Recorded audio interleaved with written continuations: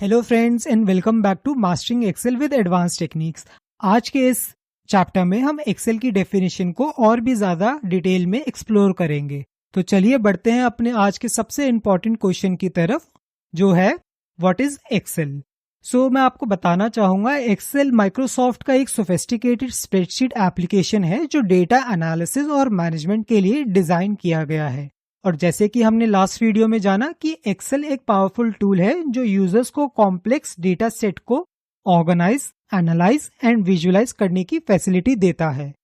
और अब अगर हम बात करें एक्सेल के इंटरफेस के बारे में, तो मैं बताना चाहूंगा एक्सेल एक ग्रिड बेस्ड इंटरफेस प्रोवाइड करता है जहां सेल्स, रोज और कॉलम्स की मदद से डेटा को सिस्टमैटिकली अरेंज किया जा सकता है। अब लेते हैं एक ब्रीफ इंट्रोडक्शन उन तीन टर्म्स का जिसका जिक्र मैंने अभी आपके सामने किया, जो कि है सेल्स, रोज और कॉलम। सेल्स में टेक्स्ट, नंबर्स, फॉर्मूलाज के साथ पिक्चर्स को भी स्टोर किया जा सकता है। और अगर बात करें रोज और कॉलम की, तो रोज और कॉलम का यूज डेटा को ऑर्गेनाइज और मैनेज करने के लिए होता है। अब अगर हम बात करें एक्सेल के एडवांस फीचर्स के बारे में, तो एक्सेल के एडवांस फीचर्स भी काफी पावरफुल होते हैं और इन फीचर्स पे इस कोर्स पे हम आगे जाके मास्टरी हासिल करेंगे। तो चलिए अब बात करते हैं एक्सेल के पहले पावरफुल फीचर के बारे में, जो है फॉर्मूलाज एंड फंक्शंस। एक्सेल के फॉर्मूलाज एंड फंक्शंस की मदद से हम डेटा पे स्टैटिस्टिकल एनालिसिस कर सकते हैं, मैथमेटिकल कैलकुलेशन कर सकते हैं और टेक्स्ट मैनिपुलेशन कर सकते हैं। एक्सेल का नेक्स्ट पावरफुल फीचर है data validation. Data validation ensure करता है कि सेल में एंट्री की गई डेटा स्पेसिफिक क्राइटेरिया के अकॉर्डिंग हो। और एक्सेल का ये फीचर डेटा की इंटेग्रिटी और डेटा की क्वालिटी को मेंटेन करने में हमारी काफी मदद करता है। तो एक एग्जांपल की मदद से समझते हैं। मान लीजिए हमारे पास एक कॉलम है, कॉलम ए, और हम चाहते हैं यूजर कॉलम ए पे खाली एज एंटर कर पाए। तो इसके लिए हम डेटा वैलिडेशन का यूज करेंगे और अपने डेटा वैलिडेशन रूल को और भी ज्यादा स्ट्रॉन्ग बनाने के लिए या फिर मल्टीपल क्राइटेरिया यूज करने के लिए हम डेटा वैलिडेशन को फॉर्मूलाज एंड फंक्शंस के साथ यूज करेंगे। तो चलिए अपने एग्जांपल के लिए हम तीन क्राइटेरियाज डिफाइन करते हैं। सबसे पहला क्राइटेरिया है एंटर किया हुआ डेटा एक नंबर होना चाहिए, एंटर किया हुआ डेटा एक होल नंबर होना चाहिए और लास्ट में एंटर किया गया नंबर 18 to 100 की रेंज में होना चाहिए। ये पॉसिबल होता है डेटा वैलिडेशन के साथ। अब हम बात करते हैं एक्सेल के तीसरे पावरफुल फीचर के बारे में, जो है डेटा प्रोटेक्शन।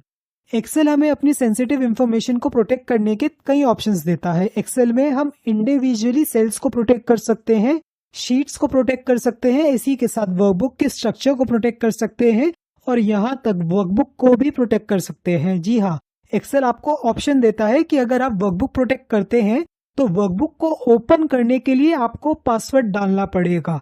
जब तक आप सही पासवर्ड नहीं डालेंगे तब तक वर्कबुक ओपन नहीं होगी। Next powerful feature is conditional formatting. Conditional formatting in Excel is used to visually highlight the data based on a certain criteria, which makes it easier to spot trends and pattern in the data sets. एक example की मदद से समझते हैं। मान लीजिए हमारे पास एक डेटा सेट है जिसमें हमारे पास दो कॉलम है, column A and column B. Column A में हमने एम्प्लॉयज का नाम स्टोर कर रखा है और कॉलम बी में हमने एम्प्लॉयज की सैलरी को स्टोर किया है और इन सारे एम्प्लॉयज की एवरेज सैलरी है $10,000। तो अब आपका मैनेजर आपके पास आता है और वो कहता है आप उन सारे ही एम्प्लॉयज को रेड कलर में हाईलाइट कीजिए जिनकी सैलरी एवरेज सैलरी के बिलो हो, यानी कि 10,000 के बिलो हो, और उन सारे ही एम्प्लॉयज को येलो कलर में हाईलाइट कीजिए जिनकी सैलरी 10,000 के अबव हो। और जिन एम्प्लॉयज की सैलरी एवरेज सैलरी के इक्वल है, यानी कि $10,000 है, उन एम्प्लॉयज को आप ग्रीन कलर में हाईलाइट कीजिए। ये पॉसिबल होता है कंडीशनल फॉर्मेटिंग की मदद से। फिफ्थ पावरफुल फीचर है एक्सेल का टेबल्स। टेबल्स स्ट्रक्चर्ड डेटा को मैनेज करने के लिए और एनालिसिस को सिंप्लीफाई करने के लिए यूज किया जाता है और इस टॉपिक को हम आगे इस कोर्स में जाके और भी डिटेल में कवर करेंगे। अब जिस फीचर की मैं बात करने वाला हूँ वो एक्सेल का one of the most powerful और इम्पोर्टेंट टूल है। मैं बात करने वाला हूँ पिवट टेबल्स के बारे में। Pivot tables large data set को समराइज और एनालाइज करने के लिए यूज होता है। It allows user to gain insight quickly from the targeted data set. Next up is charts.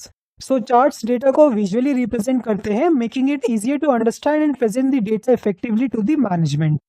Last but not the least, slices.